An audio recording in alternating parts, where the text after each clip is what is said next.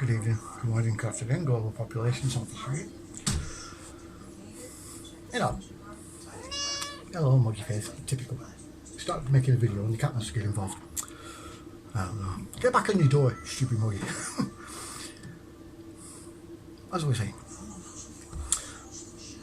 there comes a time in any researcher's life that occurs quite a lot, shall we say, when you start to think, do they really think they're that stupid?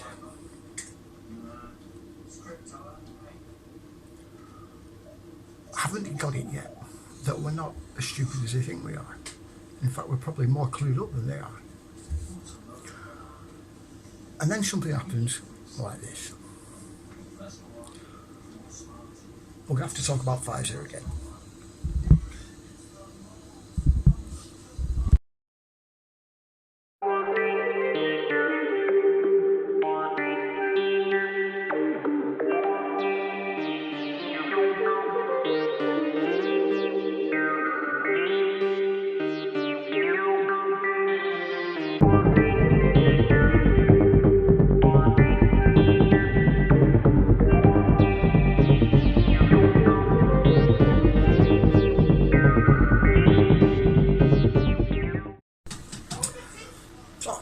Why are we on Pfizer?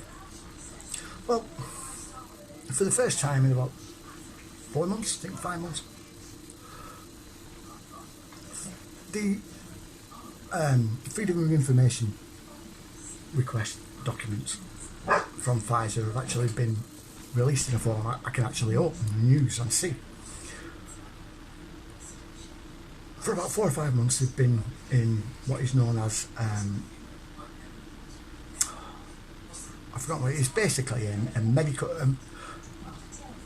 medical version of Excel that requires a plugin that costs quite a lot, a plugin that you need to be a medical professional to actually obtain, use. So I've had to wait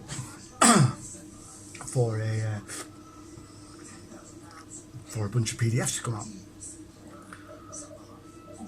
and this last batch that they've released was massive.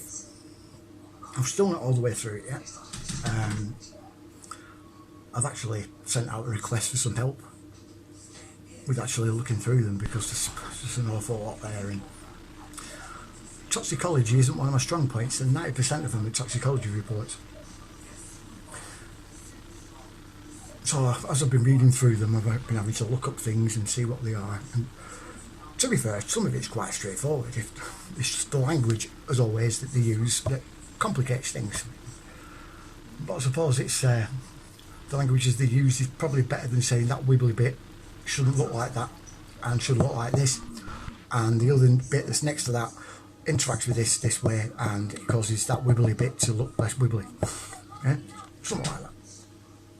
Anyway, these toxicology reports have not just been for the actual vaccine or the vaccine candidates as they were at one point, but also for the COVID virus itself and the damage that it does to lung tissue, as well as, rather strangely, RSV. Yeah? Now, we touched on RSV before, and this was to do with the insistence by Pfizer to diagnose RSV as COVID, particularly in pregnant women, and to get the nurses and doctors at those hospitals to pressure the pregnant women to take the vaccine. This is before it was even sort of recommended for them. I don't think it still is, to be honest. I mean, this is just absolutely despicable behaviour by them. What I can gather, like I said, from these toxicology reports, especially the COVID and the RSV ones, I'm going to put some footage of them up in a minute. Now, COVID is meant to be an upper respiratory disease, yeah, viral disease. Whereas RSV is more deep lung. It's more of a deep lung sort of virus that actually attacks the lower part of the lung rather than the upper part of the lung, and is considered slightly more dangerous. It's along the same lines of flu. So for certain individuals, if you're immunocompromised or old, blah, blah, blah, blah, blah, then it can be quite dangerous, RSV. Also wasn't that common either at one point, but has now sort of become more and more commonplace. Which is another strange thing. You'll notice this with quite a lot of the viruses that we used to deal with that were quite normal and easy to fight off, and now becoming more and more lethal and stronger for some reason. But anyway, back to what I was saying. The actual damage to the lung and the lung tissue is exactly the same. In fact, I dare say, if you look at the photos of the damage to the lung tissue in the RSV toxicology report and look at it in the COVID-19 toxicology report, they're both identical, probably the same picture. A picture that I have a sneaking suspicion they didn't get themselves.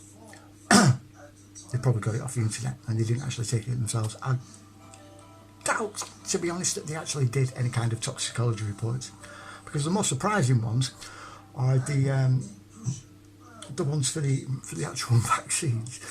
Now we know that they didn't test for transmission. Yeah, we know that they're toxic. Yeah, this has been admitted by people like what's his bloody name? Malone. Not Post Malone, who I've got in my head. Robert Malone, who's considered a father of the vaccine technology, and several others who have stated on record that the actual mRNA itself, not just the mRNA itself, but the actual spike protein that it generates are both toxic to the human body. Problem when you synthesize these things, you see. Now, same with the lipids, the actual lipids that are used. You should get out of the way. Sorry about this. I have an idiot cat. Yeah. Now, when it comes to the lipids, it's a bit sneaky what they do. See, for the trials, they were using fats, yeah, fat enzymes. Well, sort of fatty liquids to make the lipids, and in other words, a more natural sort of substance that the body would take quite naturally, obviously, and wouldn't really get any sort of ill effects from.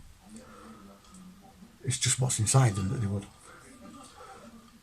But the actual releases, the actual public versions of them, use polyurethane and polyethylene. Kind of toxic. Both plastic. Well, polyethylene isn't, that's alcohol, but polyurethane is.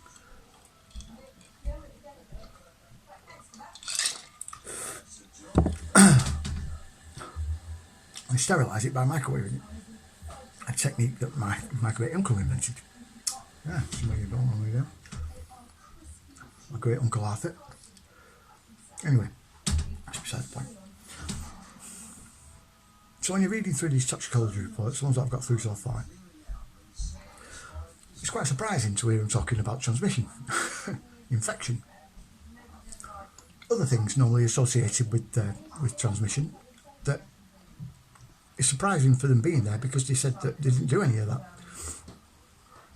So then you have to think, well, when were these reports done? Because according to them, it was all fine and dandy, from what I can see so far. What you're probably seeing on the screen now is just some sections out of 2 of them, yeah, just 2 of them that I've highlighted little bits of in the Nature article.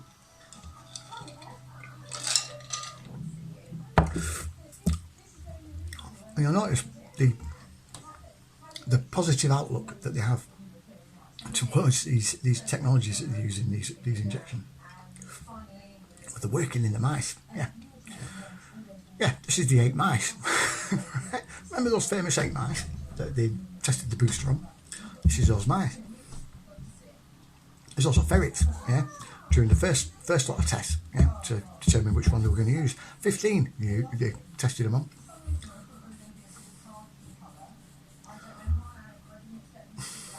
All of these results are skewed and fabricated. I'm 100% certain of that. And I'm 100% certain of that because of all the other times that they've done this already, that have been shown in the other documents that I've talked about.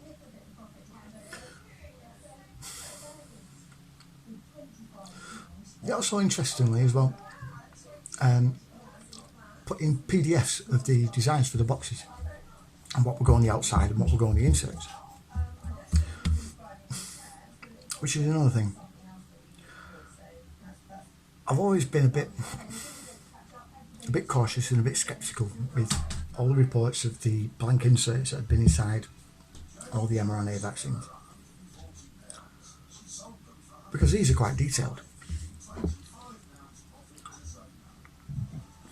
And I think that all those videos may have been just made to scare people using plants.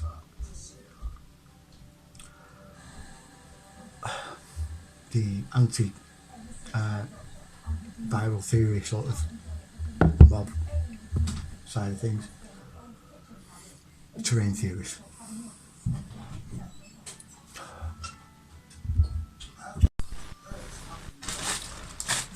It's a good time to talk about a bit of a discussion I had.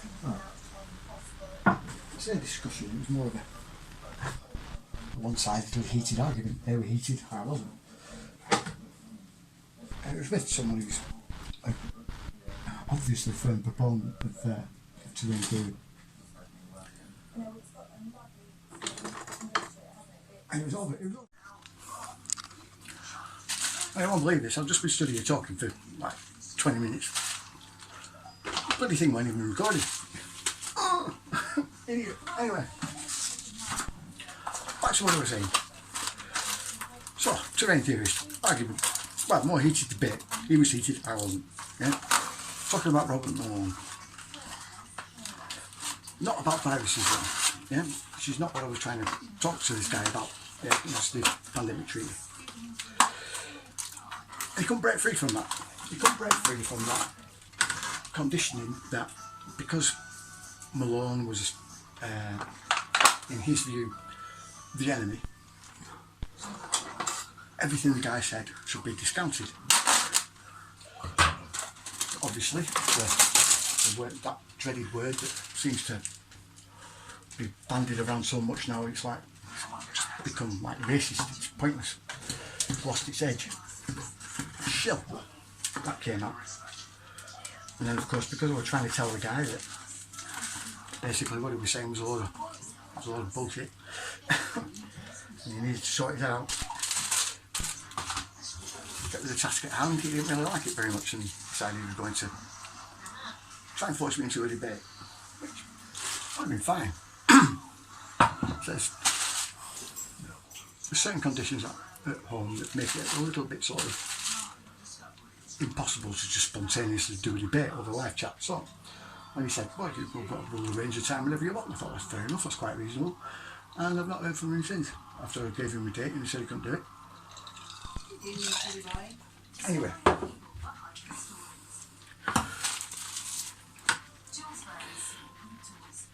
I made me realise something.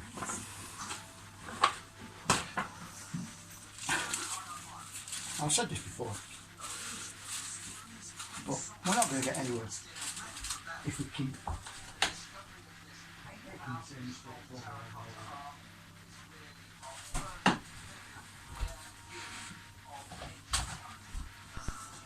over. Yeah, Malone's probably working for the other side. Could be very, very, very true. Can't really say for 100% certain.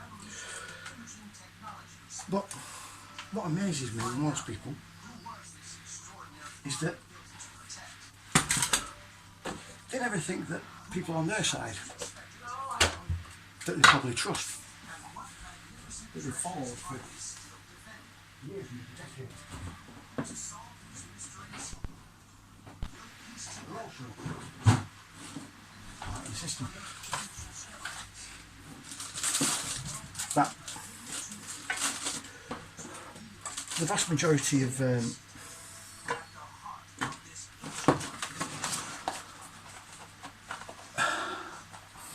purveyors of sort of, well, let's take terrain as an example, terrain information, or terrain theory,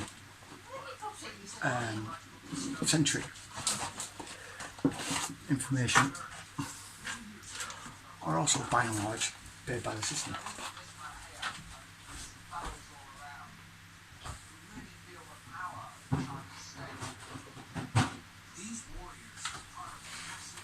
Because of this fact and this fact alone, this is why I say you should listen to everybody. I'm not talking about your Charlie Woods and your Simon Parks of the world. For one, they're morons, you should be listening to them anyway. And for two, they're scammers. Totally different breed. I heard someone call it Charlie Ward and Simon Parks both control their position. And I said, why do you call them that? And he said, well, they're scamming people and they're giving people wrong information. Yeah, well, the command does that all the time. But you don't call them control their position, do you? Salesmen do it. But you don't call them control their position. A control dot,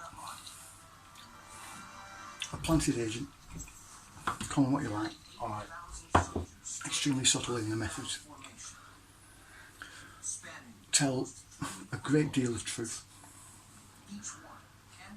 and when you do misdirect or misinform tiny little details that have been engineered and constructed to throw you off the scent, just enough to send you off on a tangent that will just take you far away from what you're originally doing. A lot of them are using narratives written by fiction writers. Yeah? Most of the time, shut up, oh seriously. There's a story came out from the Pentagon, and they've employed two science fiction writers to write their sort of vision of the near future, how they saw things. I'd have loved to have seen the non-fantastical, the more realistic versions of what they saw and what they wrote about, because what they released to the press was fantastical, to say the least. Preposterous, and something thought up in about 5 minutes, or at least I'd have thought it up in 5 minutes. I dare say they would have as well. Quite a rise.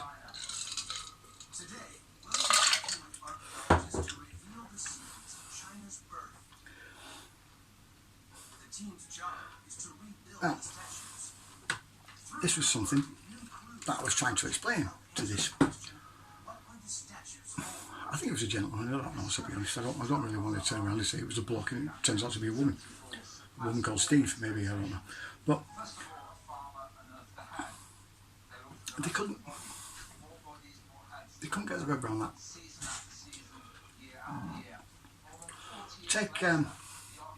Take a really prominent sort of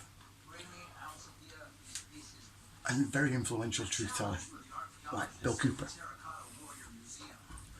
Now, most of you who are of a certain age will know who Bill Cooper was, and will have very likely been woken up by him, maybe.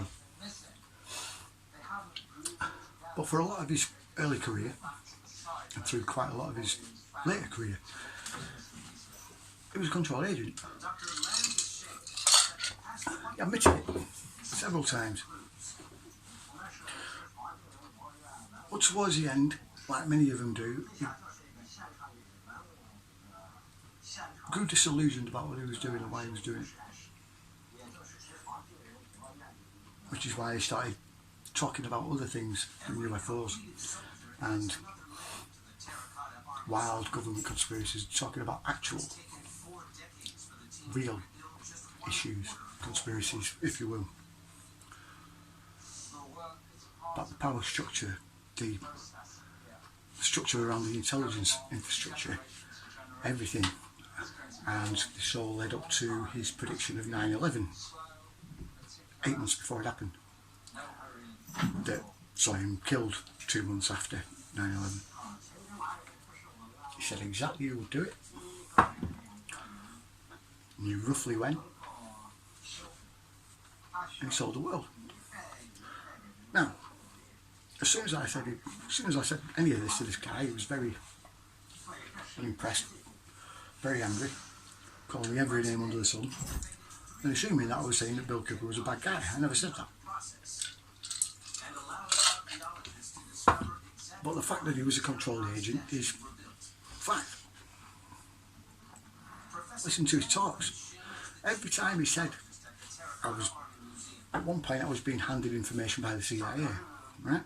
He was ex-military. It don't take too much to put the 2 and 2 together and marry them together, yeah?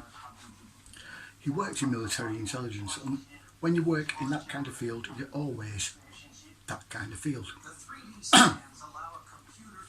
Unfortunately. Which is why it's very hard to trust ex-intelligence types and ex-military types, especially in our sort of neck of the woods. Like I said, listen to them by all means, because he gives a lot of truth. But at the end of the day, my equation always stands. 95% truth, 10% lies. That's how the whole system is run.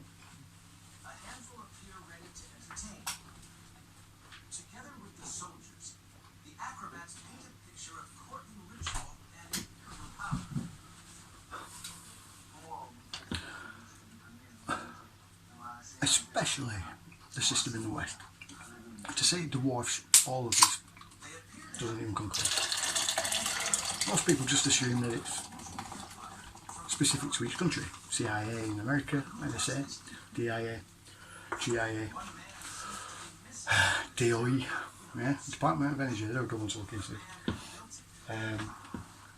UK, MI5, MI6, GCHQ, Golem, 77th Brigade, 13 signals, you name it. Then you get the French and Australian and New Zealand counterparts. But what most people don't realise is that they're not all separate. They're not all separate agencies, they're all one and the same. They just may look like separate entities, but they're not, and they haven't been since roughly around the end of World War II.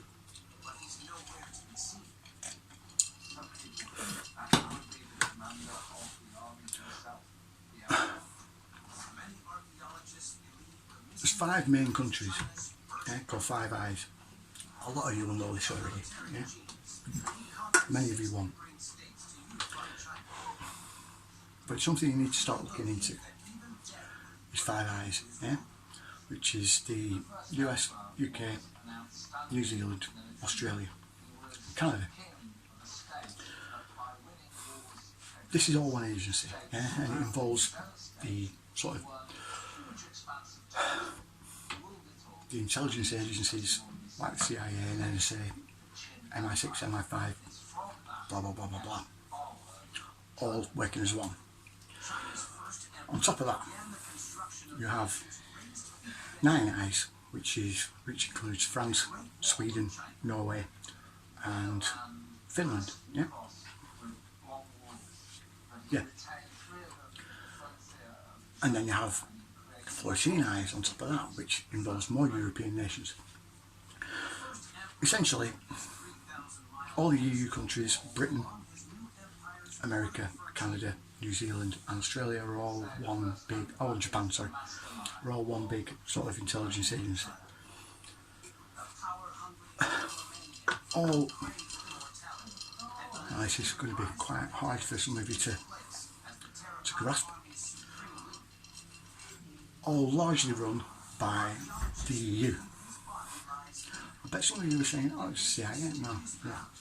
Interpol. Look at Interpol and look what they are. What? How have they got that much power? Eh? What does this power entail? Why are they a police force that's able to go multinational, not just in Europe, but across the world? A bit like the Smithsonian and the Department of Energy, believe it or not, in America. They have a multinational sort of jurisdiction over everyone. Just agreed upon by everyone.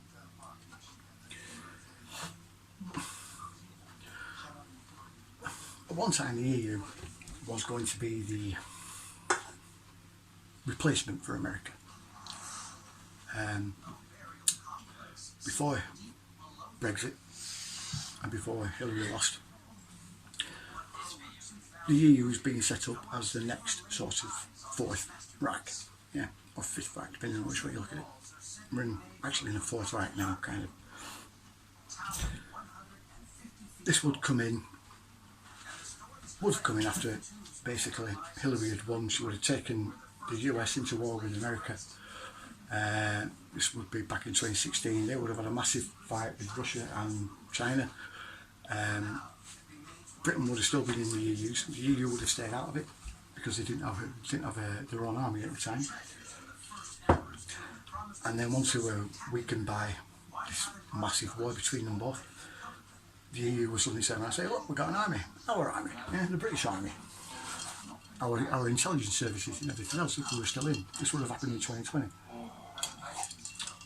We would have federalised Europe under one banner, under one army, and under the control of little short-ass Napoleon, commonly known as Macron. He was being groomed as the first ever federal EU president and would have been the first ruler of the one world government. Molly. Stop, Molly. Now, everyone knows about his hedge fund ties and everything else to do with the Rothschilds. But most people don't know about other sides of his family background. There's a reason why he called himself the God King Jupiter, why he revered Napoleon Bonaparte so fondly. It's not just about his height and his arrogance or his nose. He was part of aristocracy, but he wasn't the one in control anyway with the Rothschilds. And that goes to another French family. I've already mentioned them before. If you don't know what I'm talking about, watch my last video. Anyway, so yeah, explaining that to that, I think you're a young lad, it was a chore if nothing else. I began to remember how sort of stubborn people can be when you present them with new information that they don't like.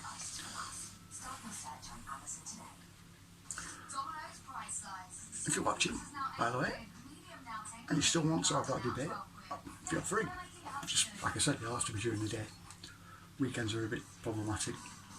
Evenings are a bit problematic. And that's because of that young man that you saw running around in the background. Like I said, it's hard even making a video when I'm at home and he's around. So I can't really have a debate. Anyway. So yeah, if you're watching and you still want to do that, then any day during the week, during the day, before 3 o'clock, it's fine. I'll tell you where I'm wrong.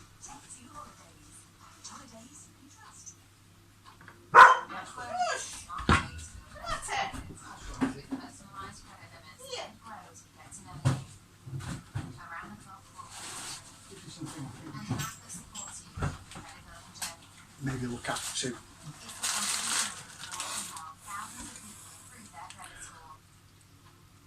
Now, I think you're assuming that I'm a proponent of the viral theory, and in some ways I am. I'm actually more inclined to believe that what we actually experience throughout the world is a combination of both. I don't believe respiratory viruses exist. This is one thing. Is an idea that I also share with my reader, which is quite good. But there are instances and other viruses that most Ukrainian mob don't really like to talk about. One of them is rabies. No, it's not a bacteria, it's a virus. A virus that can't be explained by terrain doesn't work. So it proves infection, basically. Also, sorry, STIs, syphilis being another, yeah? Also a virus, attacks the brain, sexually transmitted, brings you out in sores, yeah? Nasty sort of thing. So a bit of duality. Gonorrhea is another one, not bacterial, it's a virus. I know many of you don't like talking about it, but Ebola is another one, and it has been isolated. It has been shown to exist. But you can't just dismiss the pictures as computer models. They're not. You can tell they're real pictures from real slides. Just need to look at the Ebola.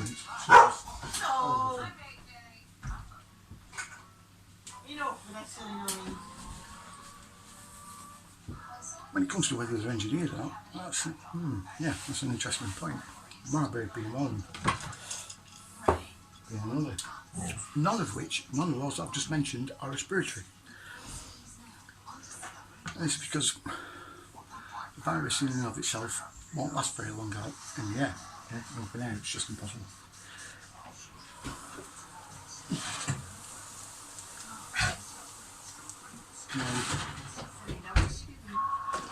Far too much that gets in the way.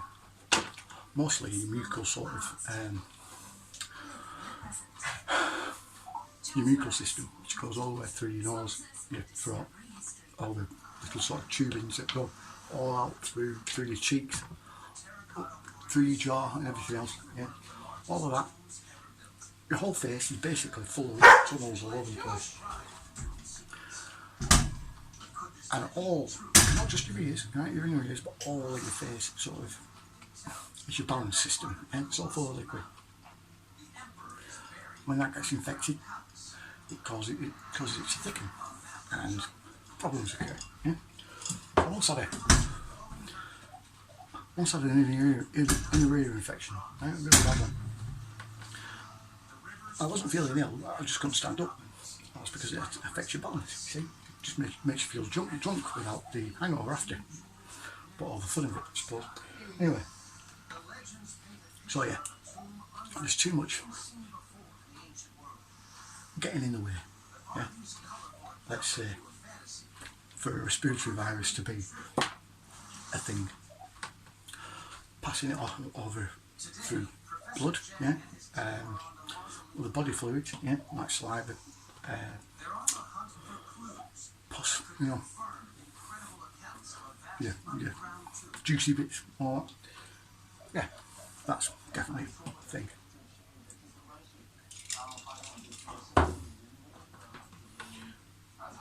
So, my terrain friend, explain those with terrain theory.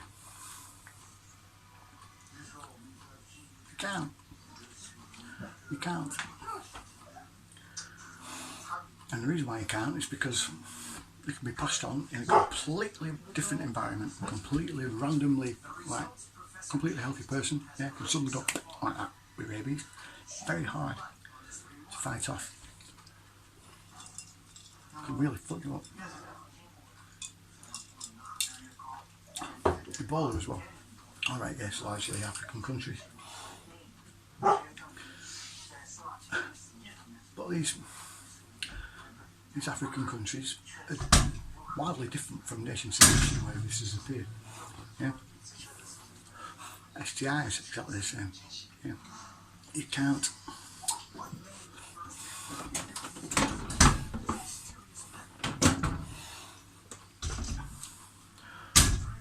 these problems aren't solved by terrain alone. Yeah? And this is why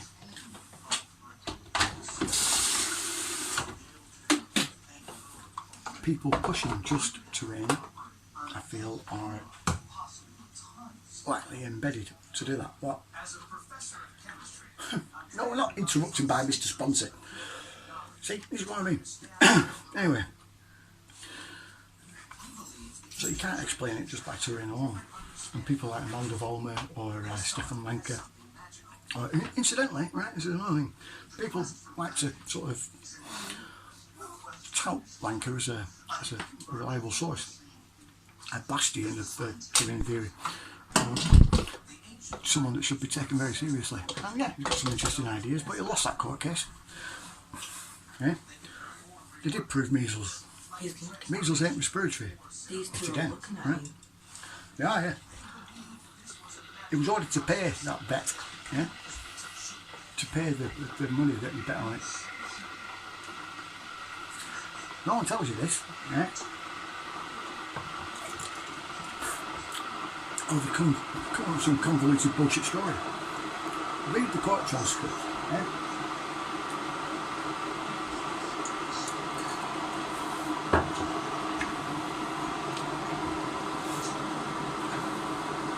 People tend to forget as well.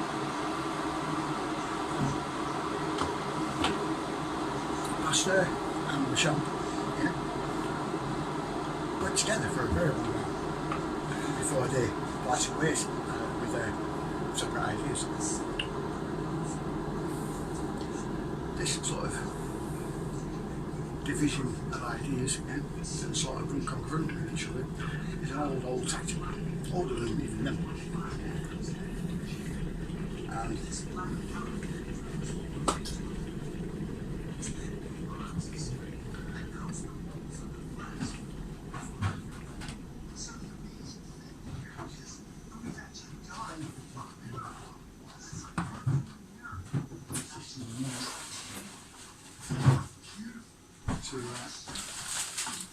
to have them lots.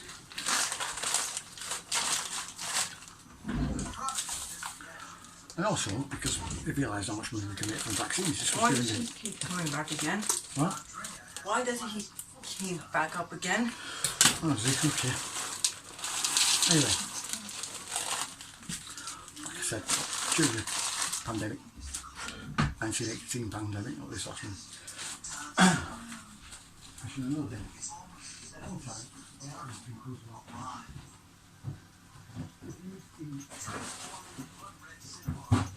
Absence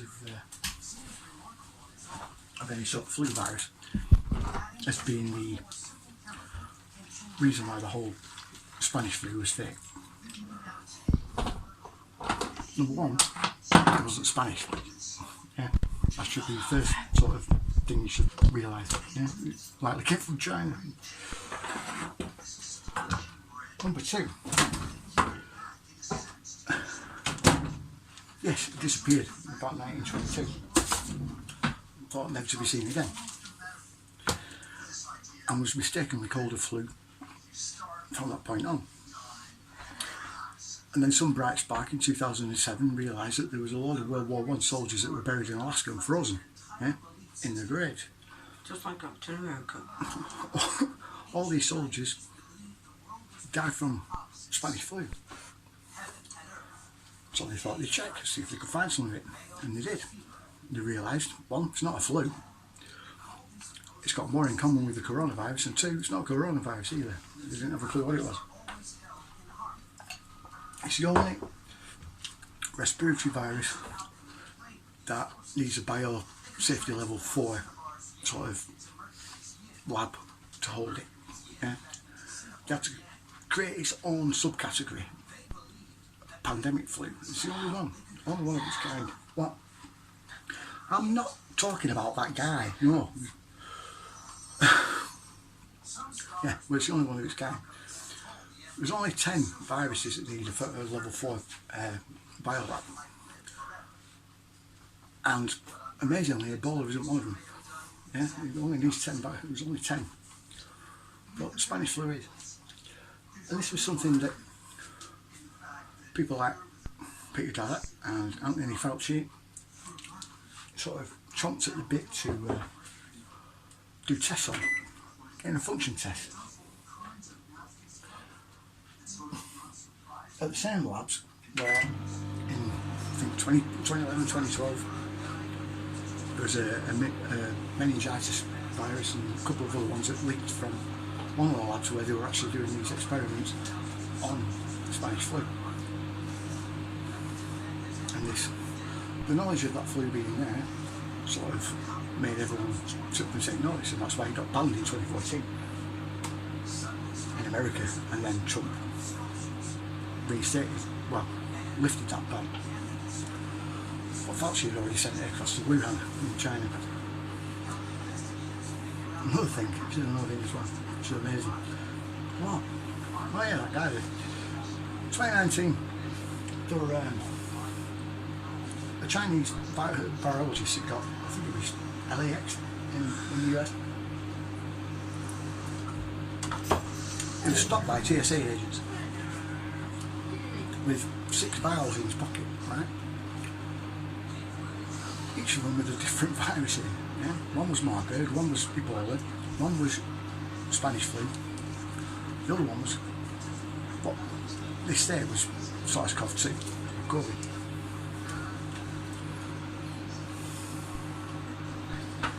The thing is, what was going on in Wuhan, that virus, and the one that was attacking the US and the UK, 2 entirely different viruses. They affected people and killed people in completely different ways. There's a guy called John Cullen. I'll leave a link in the description what.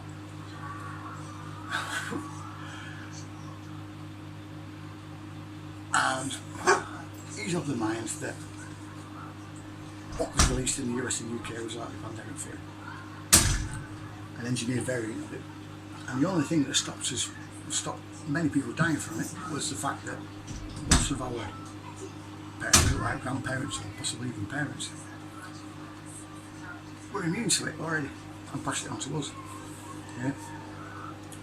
Cross-generational immunity, where basically the immunity from our parents is passed down to us. Yeah? And something not considered. Morons.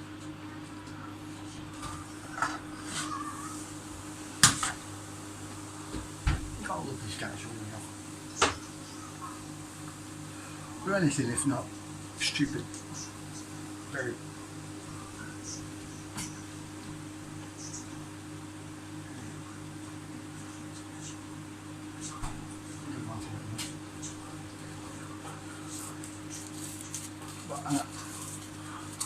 Essentially, this video is basically just to explain what's going on with the Pfizer sort of video that promised months ago.